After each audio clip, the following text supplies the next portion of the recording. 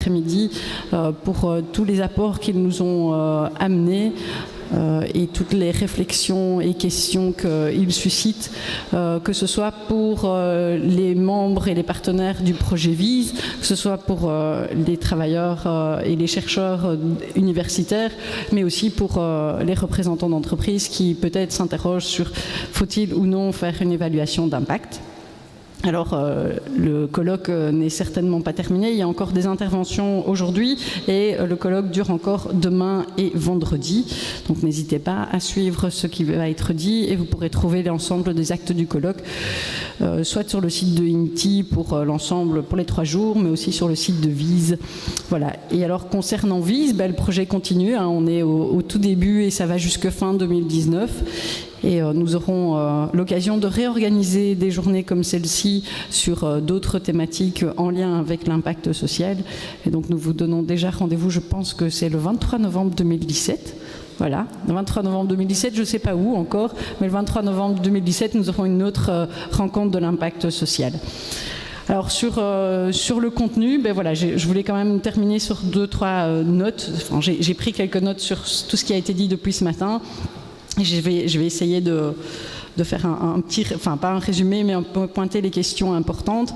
Un des objectifs aussi de la journée, et je le réentendais, et pour être en contact avec des entreprises qui envisagent une évaluation d'impact social, la première chose qui nous semblait important de faire et que je retiens aujourd'hui, c'est l'importance de dédramatiser la notion d'évaluation d'impact social. Si la notion est nouvelle et qu'on commence à en entendre parler énormément, ça fait déjà longtemps que les entreprises de l'économie sociale et de solidaire s'évaluent et se posent des questions. Et donc, ne réinventons pas nécessairement la roue pour tout et surtout dédramatisons, nous faisons déjà de l'évaluation et surtout continuons à en faire. Et Florence Chaïncatrice l'avait pointé aussi. Et Sybille Mertens l'a bien dit et on l'a revu également dans les différentes interventions de l'importance de prendre part à l'évaluation. Si on veut que l'évaluation corresponde à notre manière de voir les choses, la manière de faire, on doit y prendre part et donc n'hésitez pas à vous investir aussi sur la manière dont on évalue.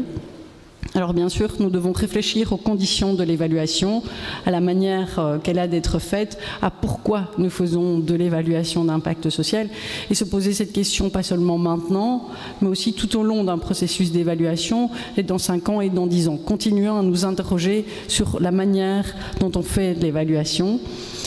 Alors, même si il y a des risques et des limites à l'évaluation de l'impact social, la meilleure manière de travailler ces risques et d'être actif dedans, c'est vraiment de s'en saisir et d'essayer d'intervenir sur la manière dont sont évaluées les entreprises d'économie sociale et solidaire, en admettant, comme Florence Chaïncatrice l'a dit, l'équivocité de notre démarche et la manière dont nous travaillons, parce que nous sommes vraiment en mesure d'influer sur notre environnement et donc cherchons à influer sur notre environnement. Et enfin, pour terminer, je voudrais dire qu'on doit valoriser, mais surtout, il est important de continuer à s'interroger sur le sens de notre travail. Et en fin de compte, c'est ça l'important, c'est de continuer en permanence à nous dire est-ce que nous faisons bien les choses, pas seulement pour le valoriser à l'externe, pour des financeurs, pour des pouvoirs publics, mais surtout pour nous et puis pour tous les bénéficiaires et toutes les personnes avec qui nous travaillons en économie sociale et solidaire. Voilà.